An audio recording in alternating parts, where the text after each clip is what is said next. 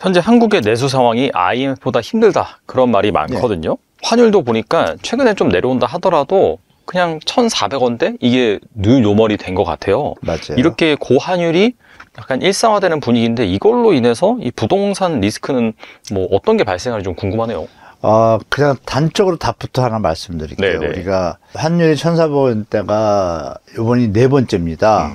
첫 번째는 IMF 때고요. 그때 뭐 최고점은 1,600, 1,700원도 찍었고 평균으로 한 1,600원, 1,500원이었거든요. 그리고 그 다음에 아시는 바와 같이 그 글로벌 금융위기잖아요. 2008년도. 텀이 좀 있죠. 한 10년. 그때도 1,650원 최고 찍고 평균은 한 1,400원, 50원 정도 됐어요. 1,500원 조금 넘었죠. 그리고 우리가 아는 레고랜드. 그게 세 번째거든요. 그리고 이번이 네 번째예요. 근데 레고랜드는 아시지만 일시적으로 급하게 올랐던 거고 바로 좀 조정됐잖아요.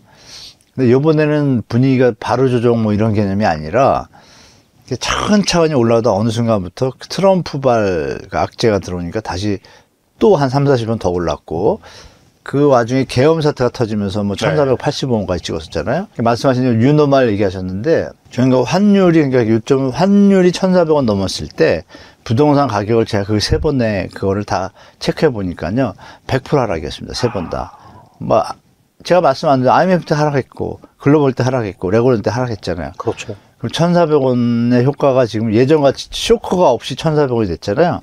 그 환율이라는 게 이제 경제 펀더멘탈하고 통화 가치로 그 해외 간의 어떤 통화 가치에서 빚어지는 건데 이쪽 나라가 예를 들어서 화폐를 쓰고 있고 이쪽 나라 화폐를 쓰는데 이쪽 나라 정치가 불안해요.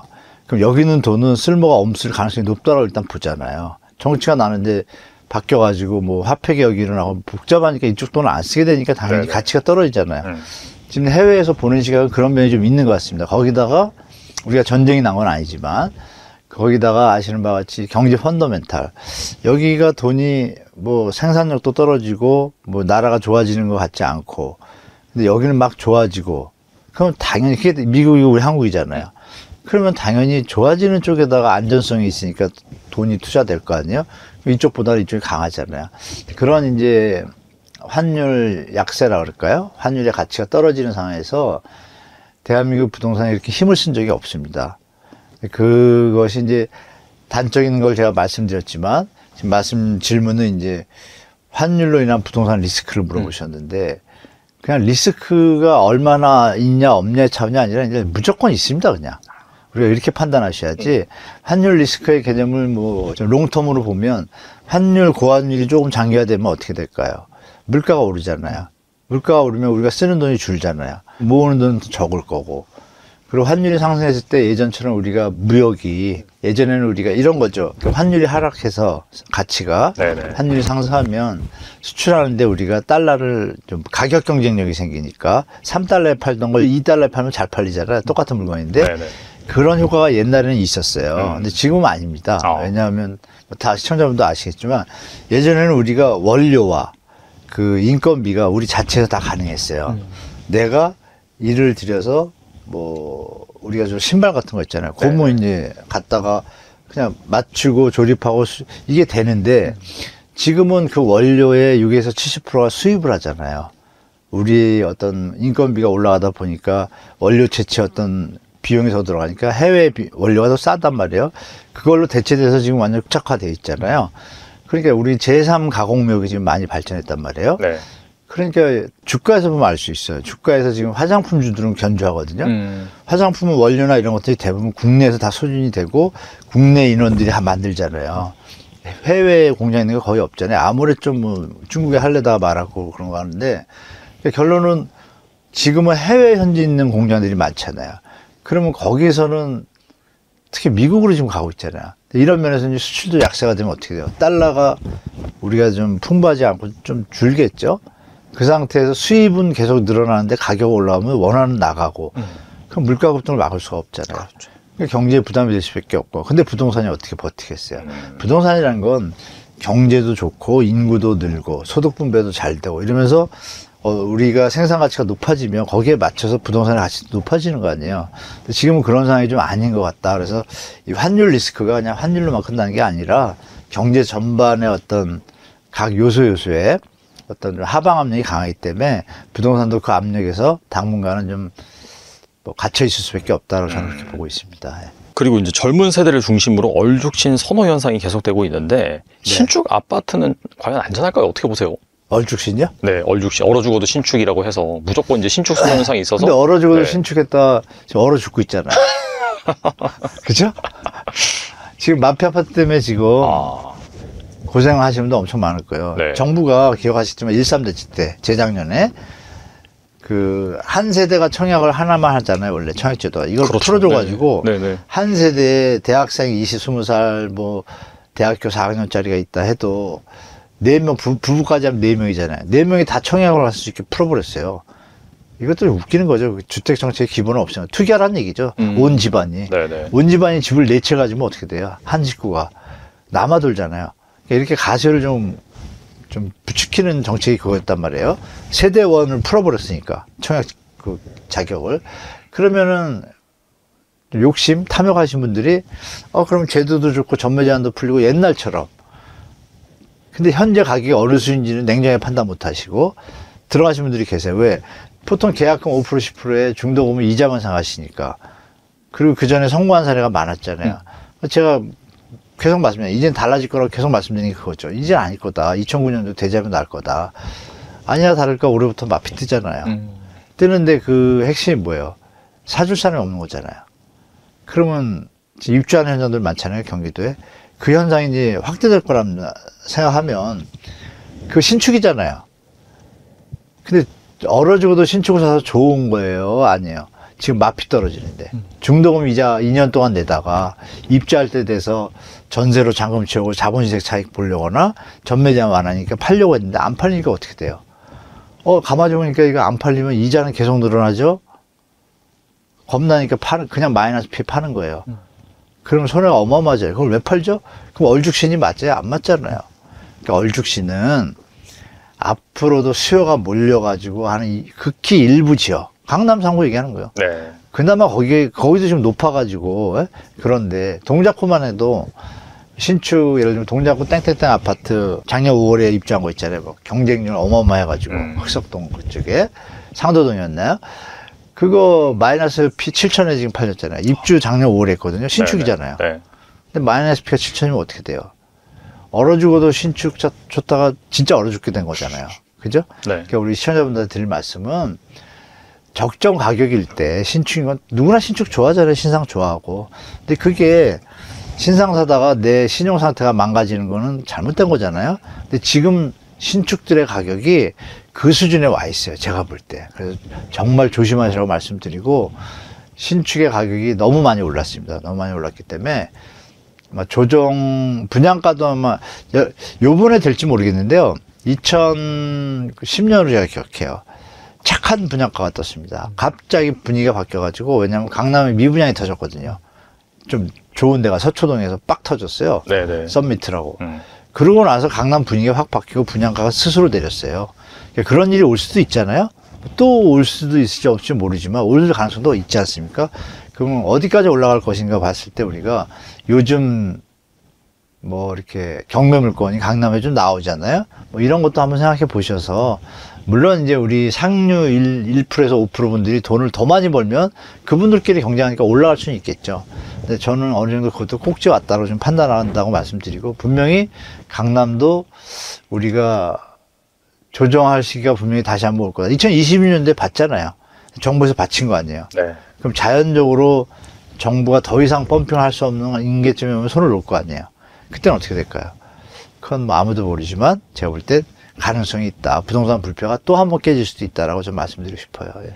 최근에 방송에서 지금 전세를 살면 안 된다 그렇게 말씀하신 걸로 네? 알고 있는데 전세를 살면 안 된다. 네. 네네. 안 그래도 요즘 전세 지옥이 펼쳐진다, 전세 제도가 사라진다 그런 말들이 많은데 이 전세 시장은 어떻게 보시는지 궁금하네요. 집을 사야 되는데 네. 전세가 껴가지고 이게 기간이 만약에 올해 집을 살 마음이 있는데 전세 기간이 더 남았어요. 뭐 이럴 때 얘기죠. 이럴 때 얘기한 거를 아마 이거 좀 쓰신 것 같은데 뭐냐면 내가 올 한해 꼭 마련하겠어요. 근데 전세를 지금 계약을 살아가면 어떻게 돼? 2년이잖아요. 그러면 중간에 자기가 나가야 되면 새로 마음에 드는 집이 만약에 나왔어요. 2년인데 6개월 뒤에 나왔어요. 그러면 그거 살려면 힘들잖아요. 왜? 전세 이 나가는 거 맞춰야 되고 그 사이에 집이 있을지 없을지도 모르고 이럴 때 제가 내 집 마련에 있어서 전세 기간 때문에 좀 주저하시는 분들한테 여러분의 어떤 유동성 확보를 위해서 월세를 사셔라, 과감하게. 월세를 살면 언제든지 이 좀 체인지가 편하잖아요. 그렇다면 월세로 살면 어떤 뭐 문제가 있는 것처럼 얘기하는 분도 계시지만 냉정하게 우리가 계산해 볼게요. 만약에 뭐 서울에 한 7억짜리 아파트 산다. 그러면 7억에 사는데 내가 살 집이 10억이면 그러면 3억 대출받아서 살 수 있잖아, 언제든지. 근데 그 집이 지금 15억이 돼 있단 말이야. 막 14억. 그럼 내려올 때를 기다리고 계시다가 딱 되면 사야 되는데 살 순간에 돈이 있나요? 없잖아요. 전세 묶여 있으니까. 네. 이럴 때는 과감하게 월세를 가셔라. 아. 월세를 가시면 어떻게 돼요? 보증금 1억이 얼마일 거 아니야. 그러면 월세 비용 미리 빼면 한 5억 5천에서 6억은 남잖아요. 그 돈을 그냥 놀리나요? 아니죠. 항상 황금성이 좋은 채권 같은 거. 네. 그런 거 언제든지 팔 수 있으니까. 그러면 이자 보존은 좀 되잖아요. 그럼 월세 이자율이 5%니까 여기서 근데 3%가 커버가 되면 엄밀히면 한 2% 손실이잖아요. 2%면은 감당할 수 있거든요. 그런데 집값은 얼마큼 내려와요? 전체 볼륨에서 보면 월세 전환율 2%지만 전체에서는 0. 몇 %밖에 안 되잖아요. 그럼 집값이 내려오면 1% 내려오는 게 아니잖아요. 5% 10%잖아요. 그렇죠. 근데 네. 그 집이 왔을 때 살 수 있는 상황이 돼야 되잖아요. 그럴 때 제가 한 얘기를 쓰신 것 같은데 그러니까 그때는 이제 과감하게 두려워하지 마시고 월세를 잠시 사셔라. 내가 올해나 내년에 만들어야겠다. 내 주택가격이 조정받을 것 같다. 근데 저번에도 내려올 때 전세가 껴있어서 못 샀다? 그러면 과감하게 준비를 하시면 좋다. 이 말씀을 드린 거고. 요즘 뭐 전세 지옥이라는데 전세 제도가 사라진다? 저는 이 얘기도 바깥에서 하는데 저는 뭐 그렇게 생각하지 않습니다. 왜냐면 현재 갭 투자라고 그러잖아요, 우리가. 그 집수가 어마어마합니다. 그럼 생각해 보세요. 지금 전세나 이런 것들이 좀 안 나가면 여유가 있으면 다 월세로 돌리면 되잖아요. 자기 돈이 문제가 없잖아요. 근데 이게 보면 자기 돈 30%에 전세로 이제 메꿔서 자본시세 차익을 노리는 분들이 많았던 거예요. 그분들이 있는데 전세가 어떻게 없어지고요. 전세값을 낮춘 한이 있어도 월세로 돌릴 능력이 안 되잖아요. 월세로 돌릴 능력도 안 되면 뭐예요? 경매죠. 그러니까 전세 시장은 없을 수가 없어요. 제가 볼 때 앞으로 몇십 년간은 갈 것 같아요. 정부에서 뭐 강제로 하지 않는 이상은. 전세 시장의 장점이 분명히 있는데 정부의 전세 대출 때문에 펌핑이 돼가지고 이게 주택 가격에 연관돼서 좀 문제가 있는 거지. 정부가 개입하기 전에는 전혀 문제 없이 잘 지냈단 말이에요. 전세 대출을 활용해서. 그게 어디서 출발하냐면 6.25 끝나고 나서 우리가 뭐 아무것도 없잖아요. 땅만 있잖아요. 근데 집을 지어야 되는데 돈이 없잖아요. 돈도 없고 사람 막 늘어나고. 그러니까 주인들이 가만히 보니까 여기 우리 개똥이네 문간방 집이 열심히 일해서 돈을 모았단 말이에요. 네네. 집 사서 가려고 그래. 근데 월세를 받아야 되는데 가만히 보니까 내가 가진 땅이 있어. 그땐 땅이 너무 많았으니까요. 다 판잣집 짓고 집 막 부셨다 막 이랬잖아요. 그러니까 집주인이 개똥아 너 월세 내지 말고 나한테 그 목돈으로 하면 내가 월세 안 받을게.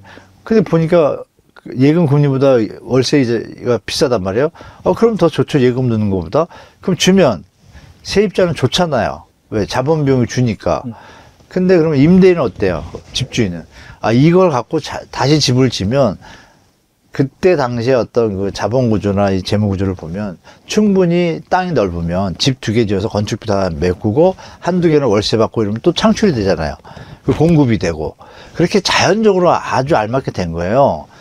그러니까 그때도 경매는 있었으니까 그 상황 속에서 보니까 문제가 생겼을 때 뭐 부대 비용 이런 걸 계산하니까 야 전세 가격은 70% 80%는 위험하다. 다들 60에서 70에서 끊었어요.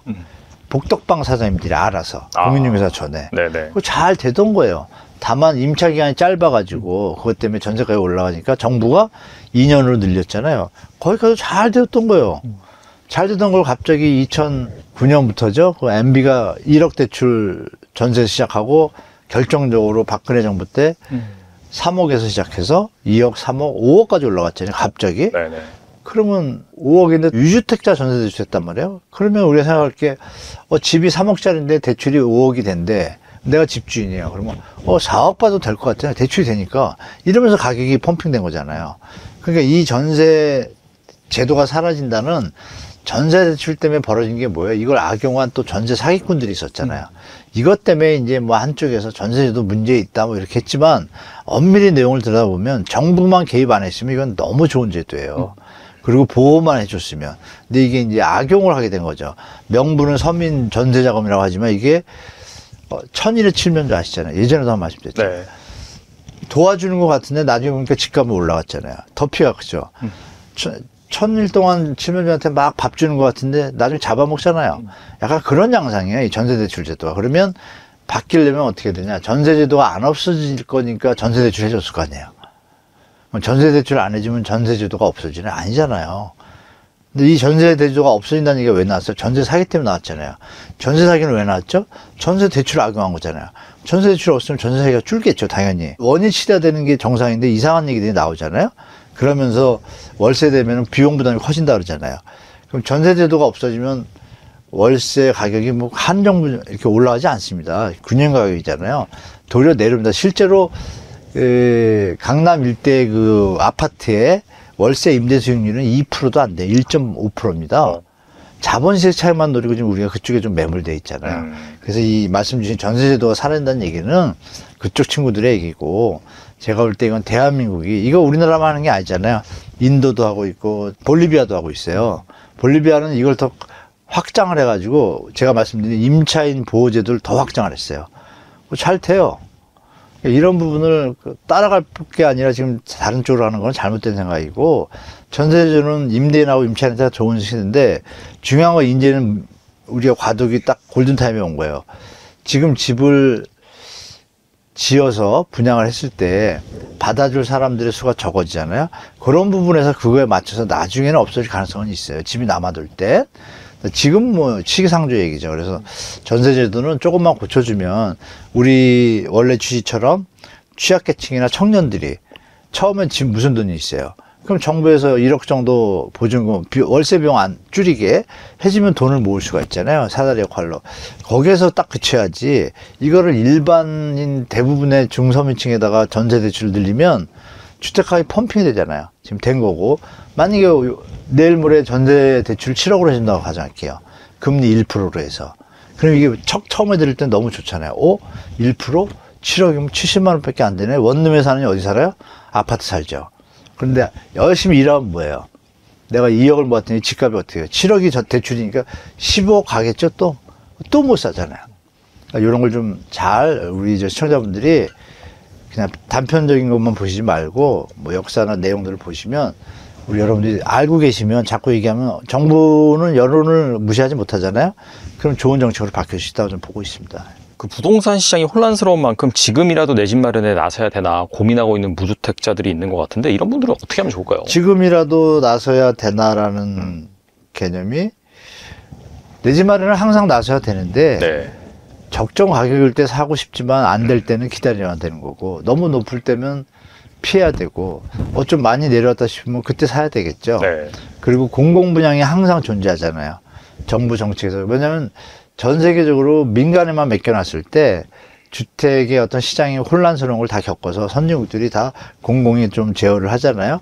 근데 그런 관점에서 봤을 때 올해 아까 우리 말씀 나눈 25만 2천 호, 그 공급량이 되게 많은 거예요. 어떻게 보면 중요한 건 실미적인 효과도 큽니다. 그리고 결정적으로 강남에 5만 호 지금 입지 그린벨트 풀었잖아요. 그럼 강남에서도 한번 생각해 보세요. 그 강남에 5만 호가 MB 때도 그때 풀어가지고 반값에 분양했잖아요. 그러면 요번에는 이제 반값은 아니더라도 한 70%라고 가정하면 누가 집을 사죠, 강남에? 그거 기다리지 않을까요? 그거 5만 원인데요. 지금 올림픽 파크 프로원 둔천 주고 1만 2천 원에 지금 흔들흔들한 나라인데, 네. 5만 원이면 어마어마한 거거든요. 그것도 강남에. 근데 그 부지가 지금 됐잖아요. 그러면 똑똑한 사람들 어떻게 했어요?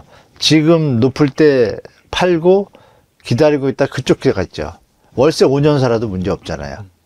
이런 하는 분들이 있다는 걸 염두에 둔다라면, 그러면 강남도 내 집 마련은 기회가 올 것이고, 그리고 나머지는 또 어떻게 될까? 지금 3기 신도시 가고 있잖아요.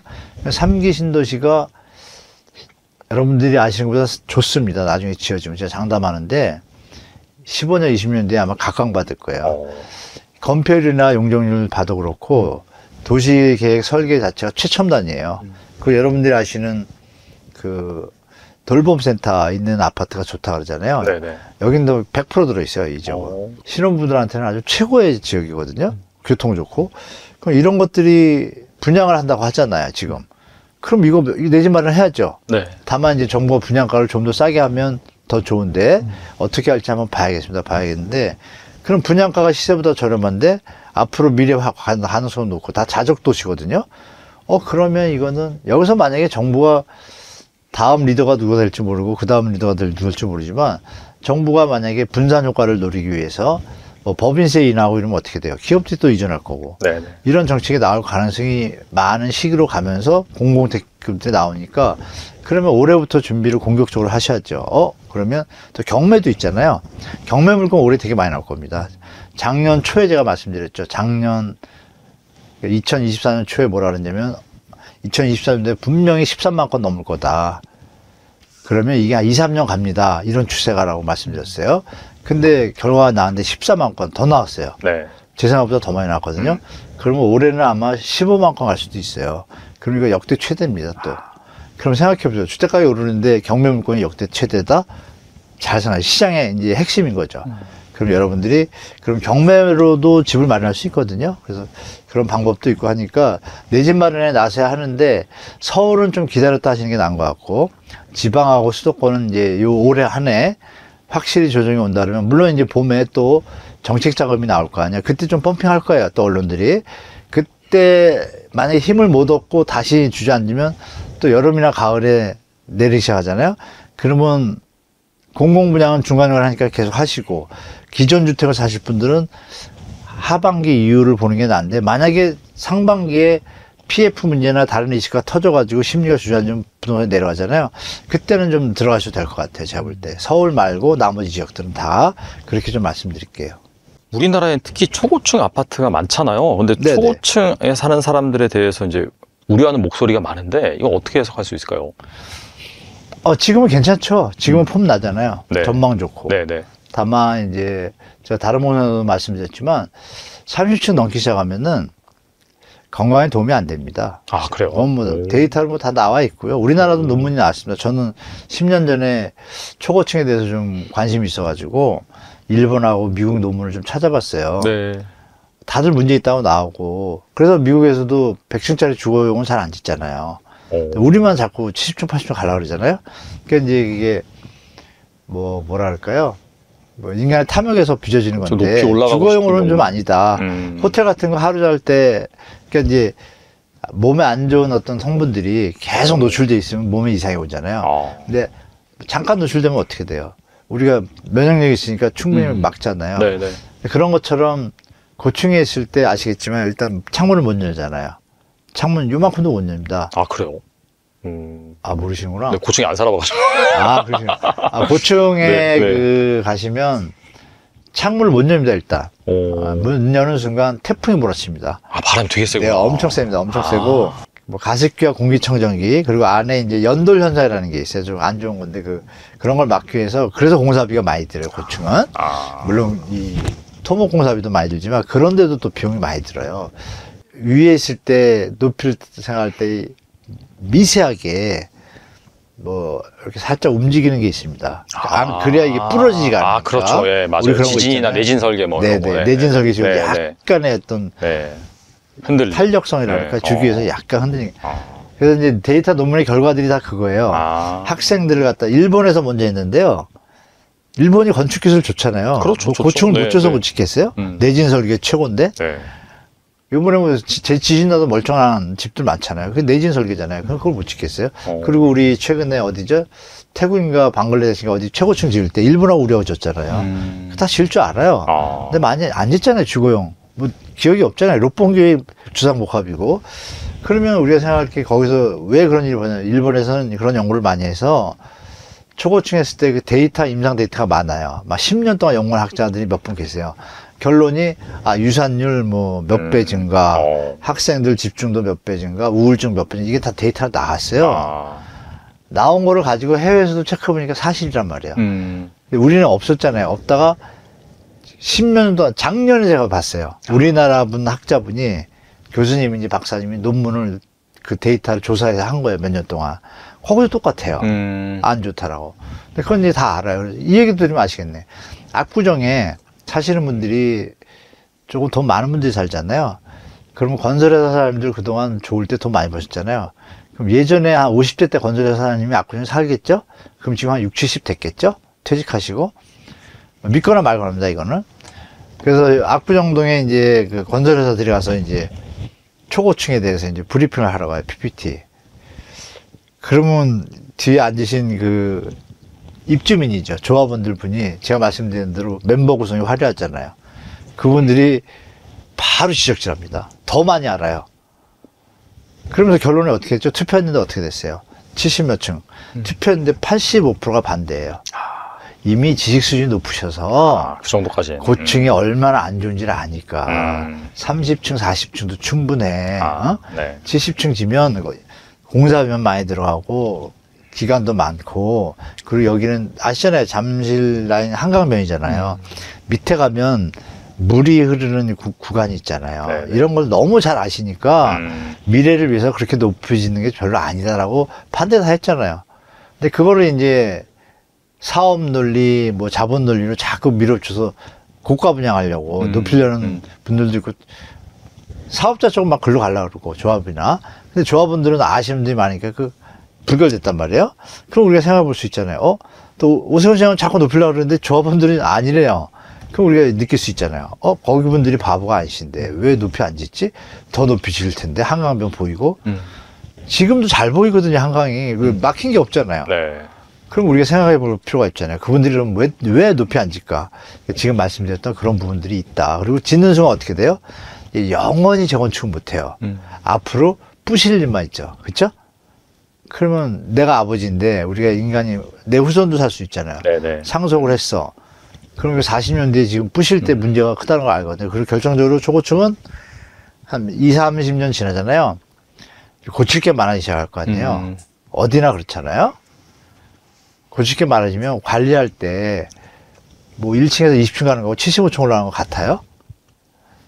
관리비 비용이 엄청 나옵니다, 이제. 뭐 그런 것들이 미국에는 이미 선례가 있어서 데이터가 있고 나중에 한번 기회가 되면 그걸 가져와서 보여드리겠다. 그래서 초고층이 무조건 좋은 건 아니다. 다만 젊을 때 잠시 여행을 가서 전망을 보거나 또 뭐 신혼 때 한 1년? 이럴 땐 좋겠지만 장기적으로 사는 데는 전 추천하지 않는다. 좀 말씀드리겠습니다. 예.